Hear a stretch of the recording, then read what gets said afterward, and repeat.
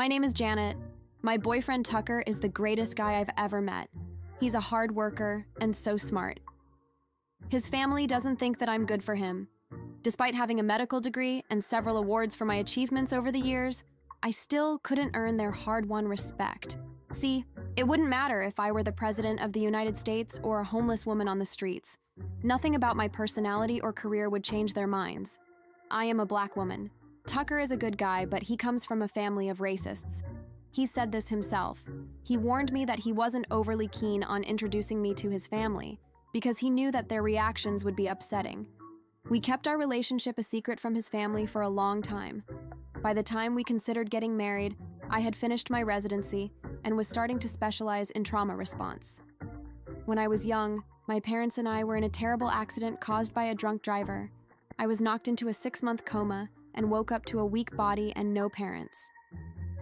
Ever since, I've known that I wanted to be like the doctors that worked tirelessly to save my life.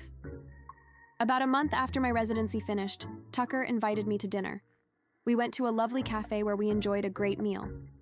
Tucker stood up and then dropped to one knee in front of my chair. Janet, you are my sun and my stars. I love you in the day and the night because you always light up, no matter where you go. You make me smile no matter what, on the hard days and the impossible ones. You remind me of all the good things in the world. We've been together since we were both 20, young and dumb and full of love to share, and I'm glad that I found you to share that love with. Here we are 15 years later, and I am ready to say that I want to share more. I want to share the rest of my life, no matter how sick we get. I'm ready to spend every minute with you, no matter how annoying we start to find each other. I will fight every battle at your side and love you for every part of you, whether a perceived flaw or not. Our lives are intertwined, and we are meant to spend the rest of our lives together. So, Janet Pomono, will you marry me? Tears pricked at my eyes and I felt my cheeks heat up. Yes, of course, yes. 1,000,000 times, yes.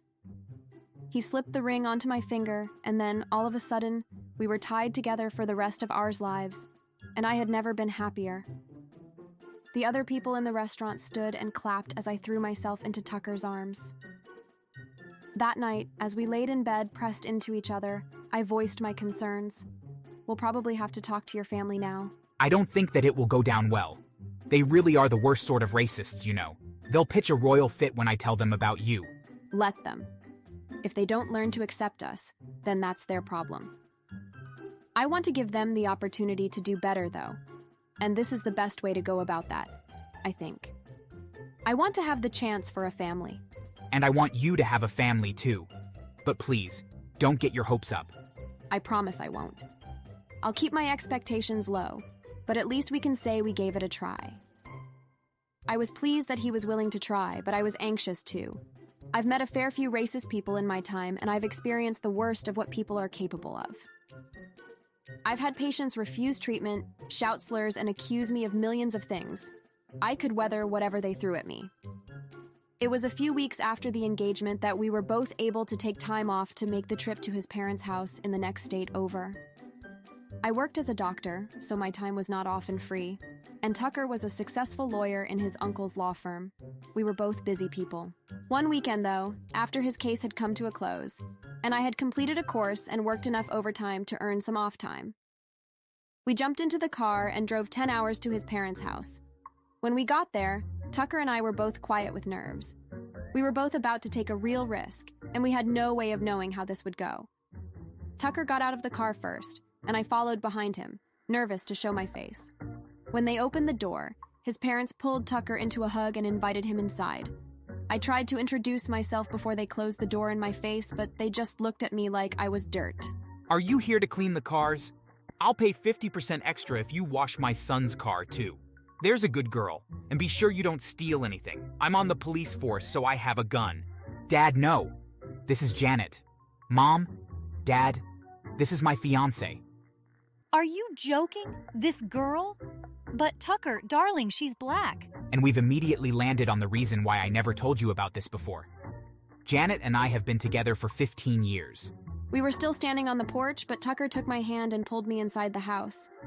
His parents had no choice but to let me inside too, though they were visibly reluctant to let me sit down. 15 years, Tucker? That's not possible. You told me that you were dating a girl who was studying medicine. Whatever happened to her? She graduated, and now she's a doctor. Janet is the doctor, Mom. Nonsense. Who's ever heard of a black doctor? Civilized people, Dad. People not born in the 1600s. How could you hold on to these prejudices after all this time? What proof do you need that the color of your skin has no bearing on your worth? White people are the superior race. I think that's about as much as I'm willing to suffer through, Tucker. Excellent. Let her go, Tucker. There will always be other girls. I stood up, and Tucker stood up with me. Sorry, Father, that you were under the misconception that I would be choosing you over her, but that's simply not the case. I'm going to leave, and at any point in the near future, you're free to apologize. But if you never do, then I'll never return. We left, and they didn't come after him. We didn't speak until we pulled up to the hotel, and even then, it was only to offer to carry the bags. That night, we ordered pizza and laid in bed watching movies and didn't discuss the event at all. It was upsetting for us both, but I was old hat at having no parents by then. For Tucker, the absolute in their relationship was taking its toll. We returned home the next day, and then the new hell started. First, we had police officers at the door, demanding to know what I had done to Tucker. When Tucker came to the door beside me, he asked what was wrong. We received a call that you were being held hostage. Well, as you can see, I'm not. I think perhaps you were tricked by my parents. I'm incredibly sorry that you had to listen to that nonsense. They're truly despicable. I work as a lawyer. I could help you prosecute for wasting police time. Okay, we'll be in touch. I apologize for the disruption of your day. The next day, my boss called me and said someone had been writing emails claiming I have been stealing hospital supplies, but she knew it wasn't true immediately. I knew it was my mother-in-law. Later that day, Tucker called to tell me that he had received a call from his parents. It turned out that they lost their life savings in scam and had been forced to sell their house to cover their debts. After all that they had said, they wanted Tucker to give them money so that they could get another place to live. As he told me this, he laughed it off. As if I would give them a single dime. Those two are insane. They truly were, but we never would have guessed what they would do next. A week after he had told them no, they showed up at our house while Tucker had just stepped out for a few minutes. I answered the door and they barged their way in and started waving guns around and threatening me. You harlot. You stole our son from us and now you're forcing him to refuse to give us money. We'll make you pay for this. That's right. There's no way a good boy like our Tucker would ever willingly marry someone like you. They pointed their guns at me and they would have pulled the triggers. Then suddenly police and Tucker burst through the door behind them. When my mother-in-law saw the police, she collapsed as a doctor. I had to resuscitate her before the police handcuffed. Why would you call the cops on us?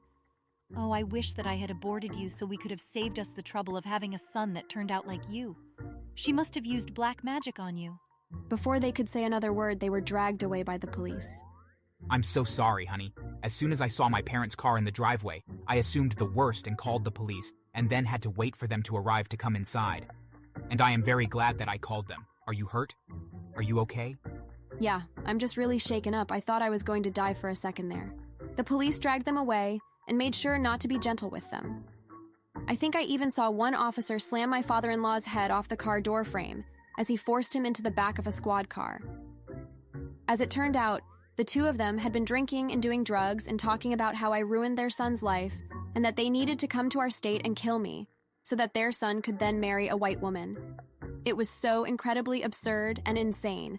Neither Tucker nor I could have possibly seen this coming. A month later, the two of them were in court, and the judge that was presiding over the case was black. Regardless, though, he was more than fair, and despite how cruel they were being in the courtroom towards him, he only gave them the minimum sentence providing they maintained good behavior in prison. Each was given 15 years with a chance of parole after 8 years. However, the two of them just couldn't keep out of trouble and kept causing fights with the black inmates around them. As far as I'm concerned, though, it serves them right. Their hatred put them into prison, and their hatred is keeping them in prison. It's rather poetic, really. As for Tucker and I, we're still very much in love with one another, and just yesterday we celebrated the birth of our second child, a lovely little girl named Kayla. Along with our son, we are the happiest family on the planet, and it fills my heart with joy that I was finally able to find the family that I've always been longing for. Thanks for watching.